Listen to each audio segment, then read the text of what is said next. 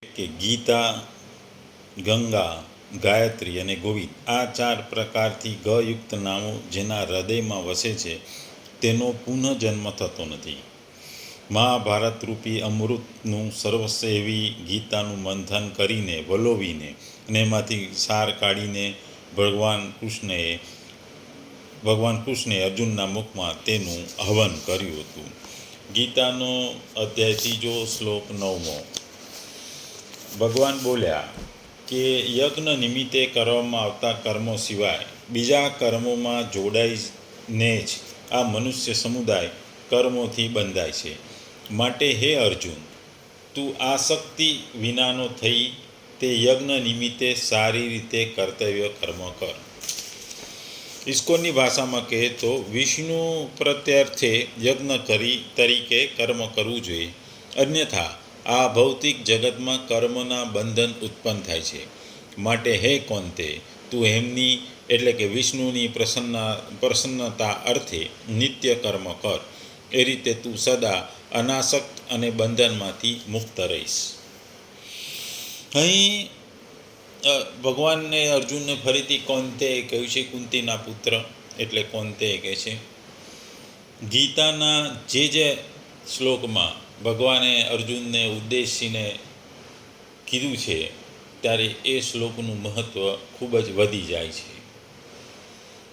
બધા શ્લોકોનું મહત્ત્વ છે, પણ જ્યારે ભગવાને અર્જુનને નામથી બોલાવીને જે શ્લોક કીધો છે એનું બીજા બધા શ્લોકોની સાપેક્ષમાં ખૂબ જ મહત્ત્વ છે. અહીં યજ્ઞ શબ્દને વાપરવામાં આવ્યું છે. ગીતામાં યજ્ઞ શબ્દ કર્તવ્ય માત્રનું નામ યજ્ઞ છે. યજ્ઞ શબ્દની અંતર્ગત યજ્ઞ, દાન, તપ, હોમ, તીર્થસેવન, વ્રત, વેદાધ્યન વગેરે સમસ્ત શારીરિક, વ્યવહારિક અને પારમિત ક્રિયાઓ આવી જાય છે. કર્તવ્ય માનીને કરવામાં આવનાર વેપાર, નોકરી, અધ્યયન, અધ્યાપન વગેરે બધા શાસ્ત્રવિહિત કર્મોનું નામ પણ યજ્ઞ છે. યજ્ઞ એટલે કે તમારા કોઈ કર્મ કરવા. અહીં ભગવાન કહે છે કે જે કર્મો મનુષ્યના કર્તવ્યરૂપી યજ્ઞની પરંપરા જાળી રાખવામાં માટે અનાસક્ત ભાવે કરવામાં આવે છે, જે કર્મો કોઈપણ ફળની આશા વગર, કામના વગર કરવામાં આવતા નથી, તે શાસ્ત્રવિધ કર્મો બંધન કરતા થતા નથી. બલકે આવા કર્મો કરવાથી મનુષ્યનું અંતઃકરણ શુદ્ધ થાય છે, તે પરમાત્માને પામે છે. પરંતુ આવા લોકોપયોગી, લોકપરોપકારક કર્મો સિવાયના જેટલા પણ પાપ પુણ્યના કર્મો છે તે સર્વે પૂર્વજન્મના હેતુઓને કારણે બંધન કરતા થાય છે. મનુષ્ય સ્વાર્થ બુદ્ધિથી જે કંઈ પણ શુભ અથવા અશુભ કર્મો કરે છે તેમનો ફળ ભોગવવા માટે તેણે કર્મના અનુસાર વિવિધ યોનિઓમાં જન્મ લેવો પડે છે. અને વારંવાર જન્મ લેવો અને મરણ પામવું એ જ બંધન છે.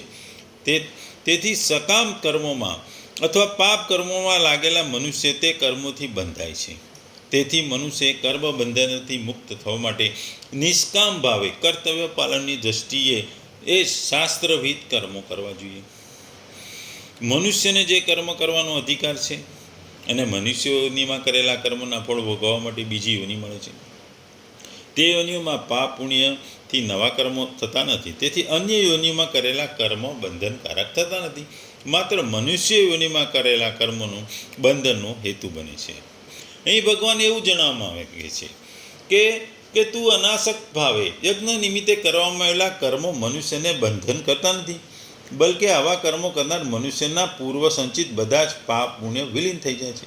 તેથી તમે મમતા અને આસક્તિનો સર્વથા ત્યાગ કરી કેવળ શાસ્ત્રવિહિત કર્તવ્ય કર્મોની પરંપરા સુરક્ષિત રાખવા માટે જ નિષ્કામ ભાવે કર્તવ્ય કર્મોનું આચરણ કરો અને ઉત્સાહથી કરો. અહીં જણાવવા માગે છે કે કર્મોમાં અને તેમના ફળમાં મમતા અને આસક્તિનો ત્યાગ કરીને જો કર્મ કરવામાં આવે છે, તે કર્મ ફળનો ત્યાગ જો કરવો જ હોય તો કર્મ પણ સાથે કર્મોમાં અને તેના ફળમાં મમતા અને આસક્તિનો પણ ત્યાગ કરવો જોઈએ. એટલે અહીં કહે છે કે ભગવાન કે તમારે આપણે ભગવાનને સમર્પિત યજ્ઞ કરી કાર્યો કરતા નથી તો આપણે મન અને ઇન્દ્રિયોની તુષ્ટિ માટે કાર્ય કરવા વિવશ થઈ જઈએ છીએ. તેથી એનાથી વિપરીત જ્યારે આપણે યજ્ઞની જેમ સમર્પિત ભાવથી કર્મ કરીએ છીએ ત્યારે આપણે આ સમગ્ર જગતને અને તેના વ્યાપ્ત સર્વ વસ્તુઓને ભગવાનના આધિપત્યમાં રહેલા હોવાનો અનુભવ કરીએ છીએ. તેથી તેમની સેવાર્થે તેનો ઉપયોગ કરીએ છીએ. આ અંગે ઉત્કૃષ્ટ આદર્શ રામના પૂર્વજ રાજા રઘુરામે સ્થાપિત કર્યો હતો. રાજા રઘુએ વિશ્વજિત યજ્ઞનું અનુષ્ઠાન કર્યું. તેમના સ્વયં સ્વામિત્વ હેઠળની તમામ વસ્તુઓ દાન કરી દેવું આવશ્યક હોય છે. રઘુએ એવી ભાવના સાથે વિશ્વજિત યજ્ઞ કર્યો જેવી રીતે વાદળા પોતાના સુખ માટે નહીં પરંતુ તેના પુનઃ પૃથ્વી પર વર્ષા કરવાના હેતુથી પૃથ્વી પર જળ એકત્રિત કરશે, તેવી જ રીતે રાજાએ જનતા પાસેથી કરવેરા તરીકે એકત્ર કરેલું ધન તેના સુખ માટે નથી, ભગવાનના સુખ માટે છે. તેથી તેણે નિર્ણય લીધો કે તેની સંપત્તિનો ઉપયોગ તે નાગરિકોની સેવા કરવા અને એ રીતે ભગવાનના સુખ માટે કરશે. યજ્ઞ પશ્ચાત રઘુએ તેમની સમગ્ર સંપત્તિ તેના નાગરિકોને દાનમાં આપી દીધી. તેના પછી તે ભિક્ષુક જેવા કપડાં અને વેશ ધારણ કરીને હાથમાં માટીનું પાત્ર લઈ પોતાના ભોજન માટે ભિક્ષા માંગવા નીકળી પડ્યો અને ઠેર ઠેર ફરવા લાગ્યો. જ્યારે એક વૃક્ષ નીચે તે વિશ્રામ કરતો હતો ત્યારે કેટલાક લોકોએ ચર્ચા કરતા સાંભળ્યા અને બોલતા હતા કે આપણો રાજા કેટલો પરોપકારી છે, તેણે તેનું સર્વસ્વ દાન આપી દીધું. રોગે પોતાની પ્રશંસા સાંભળી અંતે પીડિત થઈ ગયો અને તે બોલી ઉઠ્યો, તમે શાની ચર્ચા કરી રહ્યા છો? તેથી લોકોએ ઉત્તર આપ્યો, અમે અમારા રાજાની પ્રશંસા કરીએ છીએ. આ સમગ્ર વિશ્વમાં તેમના જો દાનવીર અન્ય કોઈ નથી. આ પ્રશ્નના જવાબમાં રઘુએ તીવ્ર ઉત્તર આપ્યો, આવું પુનઃ ક્યારે ના બોલશો. રઘુએ કંઈ આપ્યું જ નથી. લોકોએ કહ્યું, તું કેવો માણસ છે જે મારા રાજાની નિંદા કરે છે? દરેક મનુષ્ય જાણે છે કે રઘુએ અર્જિત કરેલી તેની સમગ્ર સંપત્તિ દાનમાં આપી દીધી છે. રઘુએ ઉત્તર આપ્યો, જાઓ અને તમારા રાજાને પૂછો કે જ્યારે આ સંસારમાં આવ્યો ત્યારે તેની પાસે શું હતું? શું તે ખાલી હાથે લઈને નહોતો જન્મ્યો? તો પછી તેનું શું હતું? તેણે ત્યાગ કરી દીધો. શેનો ત્યાગ કર્યો? કર્મયોગની આ મનોભાવના છે જે આપણે સમગ્ર સંસારને ભગવાનના સ્વામિત્વ હેઠળ લઈ જઈએ છીએ અને તેથી આ સંસાર સર્વ ભગવાનની સંતુષ્ટિ માટે જ છે. આ સમજ્યા પશ્ચાત આપણે આપણા કર્તવ્યોનું પાલન આપણા મન અને બુદ્ધિથી તુષ્ટિ માટે નહીં, ભગવાનના સુખ કાર્ય માટે કરીશું. ભગવાન વિષ્ણુએ પ્રચેતાઓને પણ આ પ્રકારનો ઉપદેશ આપેલો છે. પૂર્ણ કર્મયોગી પોતાના ગૃહસ્થ જીવનના કર્તવ્યોનું પાલન કરવાની સાથે સાથે તેના પ્રત્યેક કર્મ મને સમર્પિત યજ્ઞ તરીકે કરે છે અને મને સર્વ ક્રિયાઓના ભોગતા માને છે. તેઓ તેમને જે કંઈ ખાલી સમય મળે છે તે મારા મહિમાનું શ્રવણ અને ગાન કરવામાં વ્યતીત કરે છે. આવા લોકો આ સંસારમાં રહેતા હોવા છતાં તેમના કર્મોથી કદાપી બંધાતા નથી. ટૂંકમાં ભગવાન અહીં આપણને કહે છે કે તમે યજ્ઞ નિમિત્તે કરવામાં કર્મો સિવાયના બીજા કર્મોમાં જોડાઈને જ આ મનુષ્ય સમુદાય કર્મથી બંધાઈ જાય છે, એને આસક્તિ થઈ જાય છે. એ કર્મો કરે છે ત્યારે એના પ્રત્યે લાગણી થઈ જાય છે, મમતા થઈ જાય છે. એટલે તું આ જે કર્મો કરે છે એ તું આસક્ત થઈને કર. એટલે કે તું એની ફળની આશા વગર કર્મ કર અને તું તારું કર્તવ્ય કર્મ કર, તો જ તું ખરો મહાન પુરુષ છે. એટલે આપણે જાણીએ છીએ કે ડાકુના હાથમાં રહેલું ચપ્પુ હોય કે ચાકુ ધામધકી કે ખૂન કરવા માટે શસ્ત્ર તરીકે, પરંતુ એ જ ચપ્પુ કે એ જ શસ્ત્ર એક તબીબના હાથમાં એક અમૂલ્ય સાધન બની જાય છે જેનો ઉપયોગ લોકોનું જીવન બચાવવા થાય છે. ચાકુ પોતે ન તો ખૂની છે કે ન આશીર્વાદરૂપ છે. તેનો પ્રભાવ તેના ઉપયોગના પ્રયોજનને આધારે નિશ્ચિત થાય છે. શેક્સપિયરે પણ કહ્યું છે, કંઈ પણ સારું કે ખરાબ નથી, પણ વિચારધારા તેને તેવું બનાવે છે. એ જ પ્રમાણે કર્મ સ્વયં સારું કે ખરાબ હોતું નથી. માનસિક અવસ્થાને આધારે એ તો કાં તો બંધનુક બની જાય છે કાં તો અથવા ઉન્નતિકારક બની જાય છે.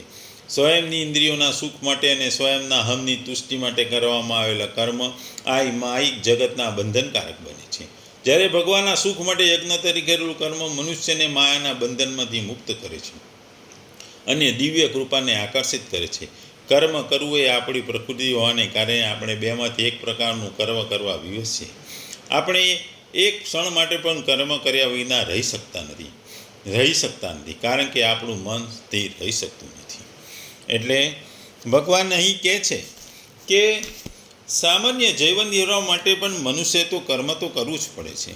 તેથી વિશિષ્ટ સામાજિક સ્થિતિ અને તથા ગુણને ધ્યાનમાં રાખી નિત્ય કર્તવ્ય કર્મ એવી રીતે સુનિશ્ચિત કરવામાં આવેલા છે કે એનો ઉદ્દેશ પરિપૂર્ણ થાય છે, એનું પૂર્ણ થાય છે. યજ્ઞનો અર્થ ભગવાન વિષ્ણુ અથવા યજ્ઞ કર્મો એવો થાય છે.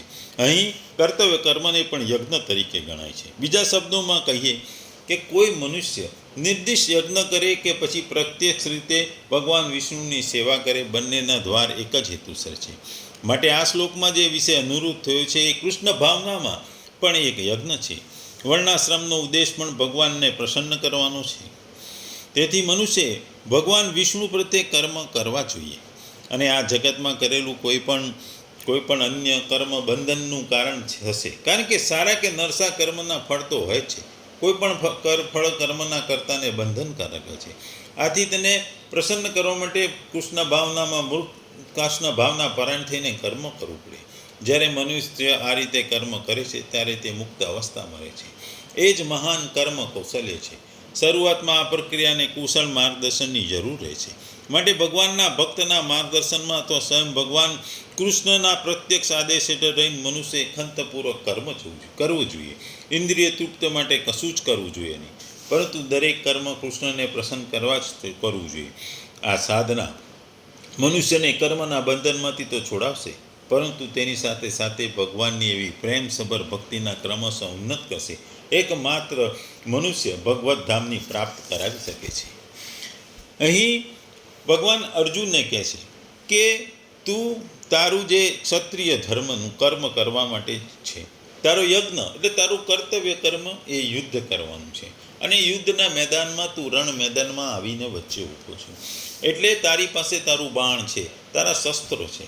એટલે તું આ કર્મનો તારું કર્તવ્ય કર્મ એટલે તારો યજ્ઞ છે. એ યુદ્ધ કરવું એ તારો કર્તવ્ય કર્મ છે. તું ક્ષત્રિય છે એટલે યુદ્ધ કરવું એ કર્તવ્ય કર્મ છે. લોકોનું રક્ષણ કરવું એ પણ તારું કર્તવ્ય કર્મ છે. એવી રીતે એટલે તું આ કર્મ કર, યુદ્ધ કર, તારું ગાંડી ઉઠાવ. કારણ કે તું આ યુદ્ધની ફળની એટલે યુદ્ધના પરિણામની કોઈ આશા ના રાખ. જે થવાનું હશે એ થશે.